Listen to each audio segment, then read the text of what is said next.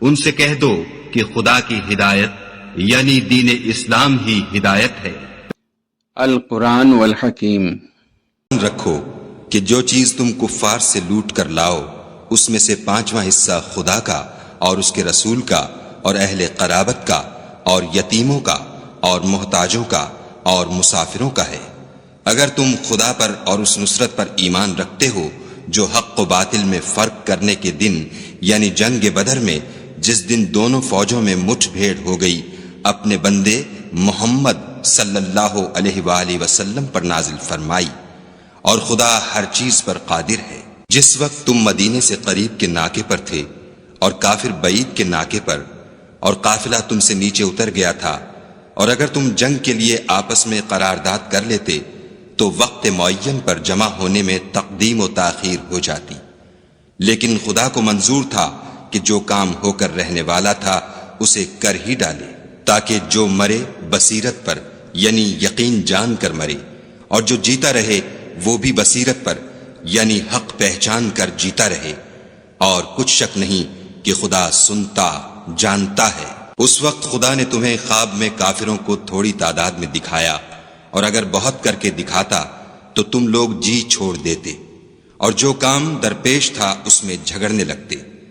لیکن خدا نے تمہیں اس سے بچا لیا، بے شک وہ سینوں کی باتوں تک سے واقف ہے۔ اور اس وقت جب تم ایک دوسرے کے مقابل ہوئے تو کافروں کو تمہاری نظروں میں تھوڑا کر کے دکھاتا تھا اور تم کو ان کی نگاہوں میں تھوڑا کر کے دکھاتا تھا، تاکہ خدا کو جو کام کرنا منظور تھا اسے کر ڈالے، اور سب کاموں کا رجوع خدا ہی کی طرف ہے۔ مومنوں، جب کفار کی کسی جماعت سے تمہارا مقابلہ ہو تو ثابت قدم رہو اور خدا کو بہت یاد کرو تاکہ مراد حاصل کرو، اور خدا اور اس کے رسول کے حکم پر چلو اور آپس میں جھگڑا نہ کرنا کہ ایسا کرو گے تو تم بزدل ہو جاؤ گے اور تمہارا اقبال جاتا رہے گا، اور صبر سے کام لو کہ خدا صبر کرنے والوں کا مددگار ہے۔ اور ان لوگوں جیسے نہ ہونا جو اتراتے ہوئے یعنی حق کا مقابلہ کرنے کے لیے اور لوگوں کو دکھانے کے لیے گھروں سے نکل آئے اور لوگوں کو خدا کی راہ سے روکتے ہیں، اور جو اعمال یہ کرتے ہیں خدا ان پر احاطہ کیے ہوئے ہے۔ اور جب شیطانوں نے ان کے اعمال ان کو آراستہ کر دکھائے اور کہا کہ آج کے دن لوگوں میں کوئی تم پر غالب نہ ہوگا اور میں تمہارا رفیق ہوں، لیکن جب دونوں فوجیں ایک دوسرے کے مقابل صف آرا ہوئیں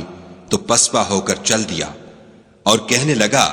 کہ مجھے تم سے کوئی واسطہ نہیں، میں تو ایسی چیزیں دیکھ رہا ہوں جو تم نہیں دیکھ سکتے، مجھے تو خدا سے ڈر لگتا ہے اور خدا سخت عذاب کرنے والا ہے۔ اس وقت منافق اور کافر جن کے دلوں میں مرض تھا کہتے تھے کہ ان لوگوں کو ان کے دین نے مغرور کر رکھا ہے، اور جو شخص خدا پر بھروسہ رکھتا ہے تو خدا غالب حکمت والا ہے۔ اور کاش تم اس وقت کی کیفیت دیکھو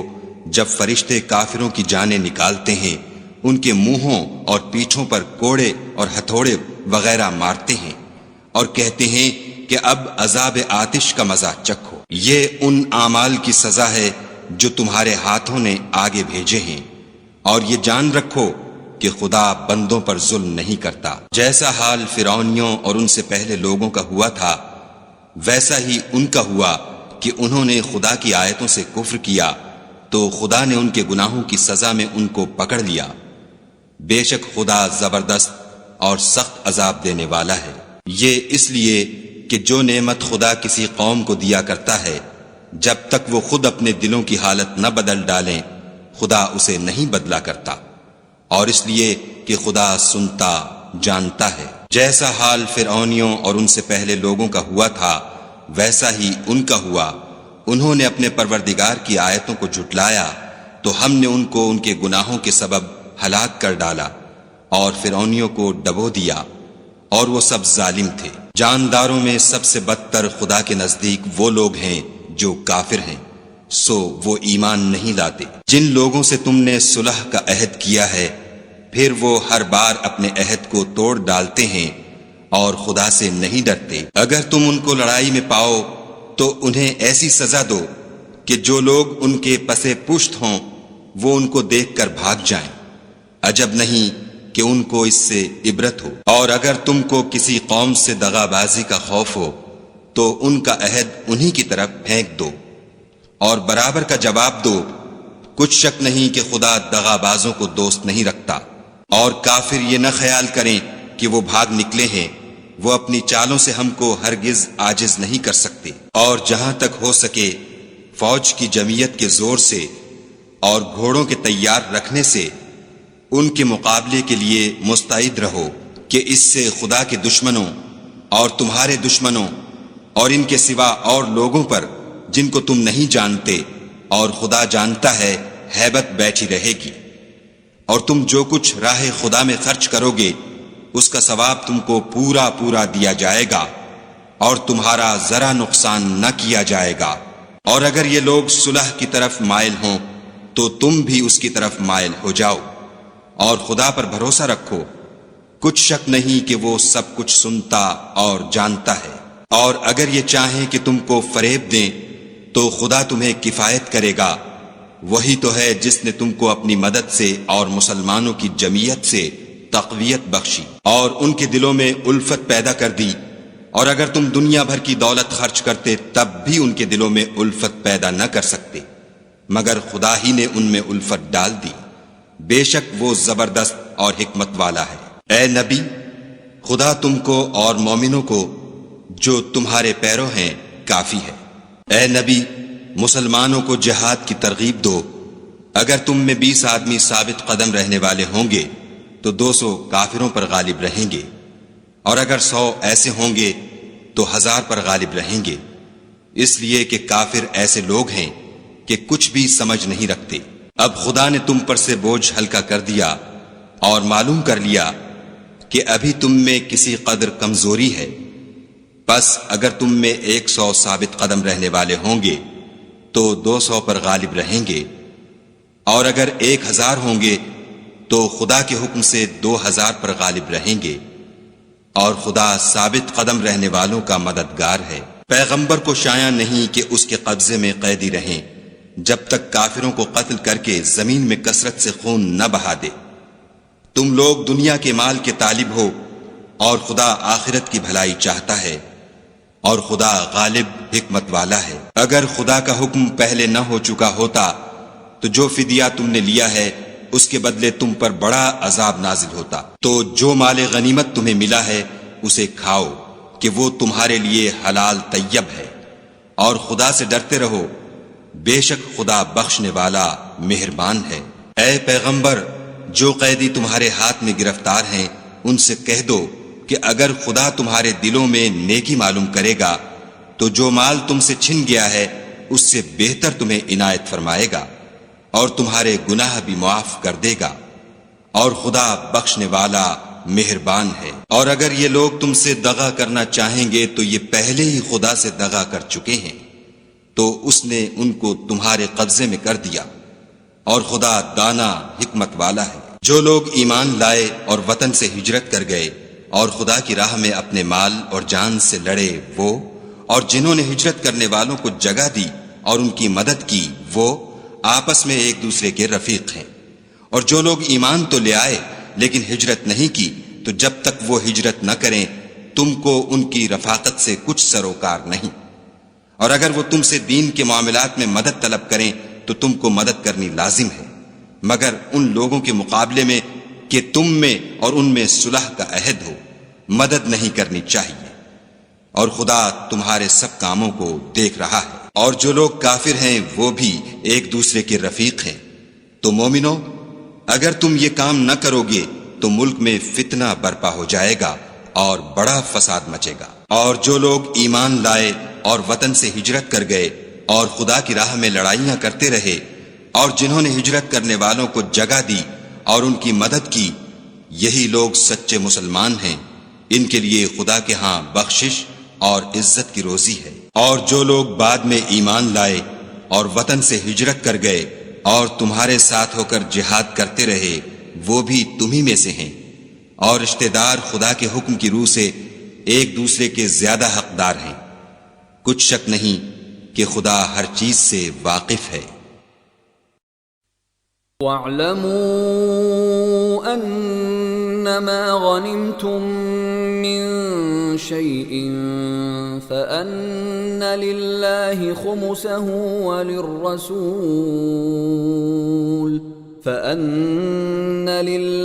خمسه وللرسول ولذي القربى واليتامى والمساكين وابن السبيل إن كنتم آمنتم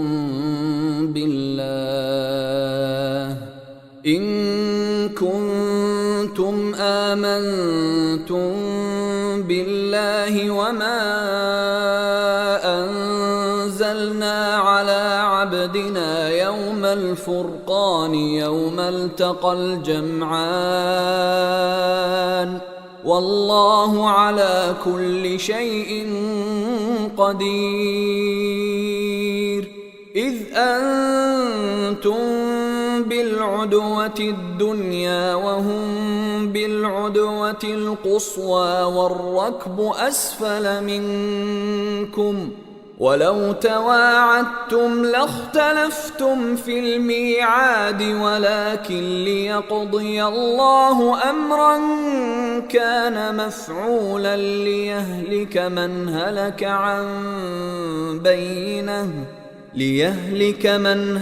عن بينة ويحيى من حي عن بينة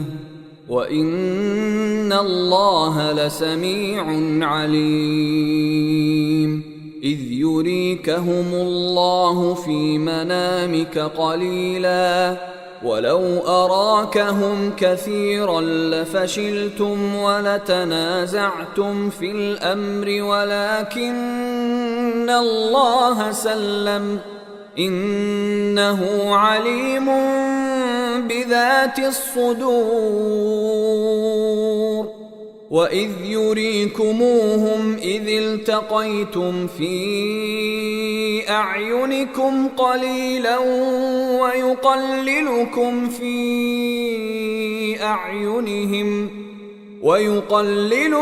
في أعينهم ليقضي الله أمرا كان مفعولا وإلى الله ترجع الأمور. يا أيها الذين آمنوا إذا لقيتم فئة فاثبتوا واذكروا الله كثيرا لعلكم تفلحون. وأطيعوا الله ورسوله ولا تنازعوا فتفشلوا وتذهب ريحكم واصبروا إن الله مع الصابرين. ولا تكونوا كالذين خرجوا من ديارهم بطرا ورئاء الناس ويصدون عن سبيل الله والله بما يعملون محيط. وإذ زين لهم الشيطان أعمالهم وقال لا غالب لكم اليوم من الناس وإني جار لكم فلما تراءت الفئتان نكص على عقبيه وقال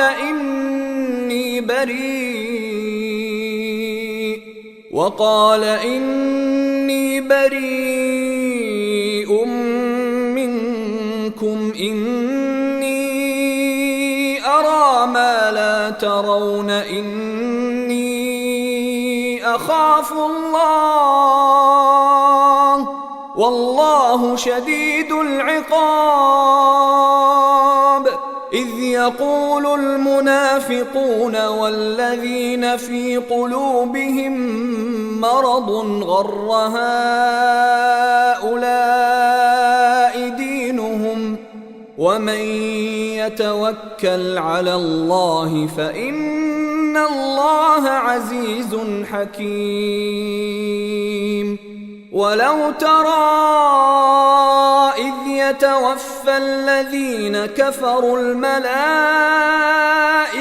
يضربون وجوههم وأدبارهم وذوقوا عذاب الحريق ذلك بما قدمت أيديكم وأن الله ليس بظلام للعبيد كدأب آل فرعون والذين من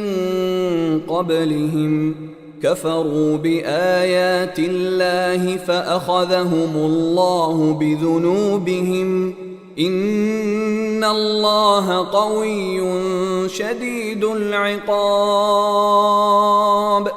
ذلك بأن الله لم يك مغيرا نعمة أنعمها على قوم حتى يغيروا ما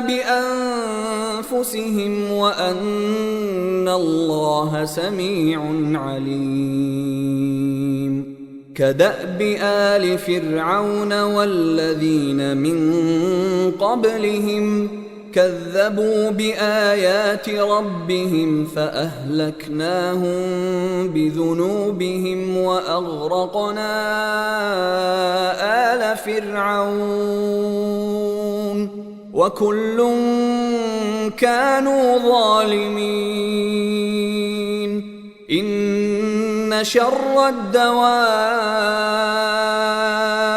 عند الله الذين كفروا فهم لا يؤمنون الذين عاهدت منهم ثم ينقضون عهدهم في كل مرة وهم لا يتقون فإما تثقفنهم في الحرب فشرد بهم من خلفهم لعلهم يذكرون وإما تخافن من قوم خيانة فانبذ إليهم على سواء إن الله لا يحب الخائنين ولا يحسبن الذين كفروا سبقوا إنهم لا يعجزون وأعدوا لهم ما استطعتم من قوة ومن رباط الخيل ترهبون به عدو الله وعدوكم وآخرين من دونهم لا تعلمونهم الله يعلمهم وما تنفقوا من شيء في سبيل الله يوفى إليكم وأنتم لا تظلمون وإن جنحوا للسلم فاجنح لها وتوكل على الله إنه هو السميع العليم وإن يريدوا أن يخدعوك فإن حسبك الله هو الذي أيدك بنصره وبالمؤمنين وألف بين قلوبهم لو أنفقت ما في الأرض جميعا ما ألفت بين قلوبهم ولكن الله ألف بينهم إنه عزيز حكيم يا أيها النبي حسبك الله ومن اتبعك من المؤمنين يا أيها النبي النبي يحرض المؤمنين على القتال إن يكن منكم 20 صابرون يغلبوا 200 وإن يكن منكم 100 يغلبوا 1000 من الذين كفروا بأنهم قوم لا يفقهون الآن خفف الله عنكم وعلم أن فيكم ضعفا فإن يكن منكم 100 صابرة يغلبوا 200 وإن يكن منكم 1000 يغلبوا 2000 بإذن الله والله مع الصابرين ما كان لنبي أن يكون له أسرى حتى يثخن في الأرض تريدون عرض الدنيا والله يريد الآخرة والله عزيز حكيم لولا كتاب من الله سبق لمسكم فيما أخذتم عذاب عظيم فكلوا مما غنمتم حلالا طيبا واتقوا الله إن الله غفور رحيم يا أيها النبي قل لمن في أيديكم من الأسرى إن يعلم الله في قلوبكم خيرا يؤتكم خيرا مما أخذ منكم ويغفر لكم والله غفور رحيم وإن يريدوا خيانتك فقد خانوا الله من قبل فأمكن منهم والله عليم حكيم إن الذين آمنوا وهاجروا وجاهدوا بأموالهم وأنفسهم في سبيل الله والذين آووا ونصروا أولئك بعضهم أولياء بعض والذين آمنوا ولم يهاجروا ما لكم من ولايتهم من شيء حتى يهاجروا وإن استنصروكم في الدين فعليكم النصر إلا على قوم بينكم وبينهم ميثاق والله بما تعملون بصير والذين كفروا بعضهم أولياء بعض إلا تفعلوه تكن فتنة في الأرض وفساد كبير والذين آمنوا وهاجروا وجاهدوا في سبيل الله والذين آووا ونصروا أولئك هم المؤمنون حقا لهم مغفرة ورزق كريم والذين آمنوا من بعد وهاجروا وجاهدوا معكم فأولئك منكم وأولو الأرحام بعضهم أولى ببعض في كتاب الله إن الله بكل شيء عليم. صدق الله العظيم. وما خلقت الجن والإنس إلا ليعبدون. और मैंने जिन्न और इंसानों को इसलिए पैदा किया है कि मेरी इबादत करें।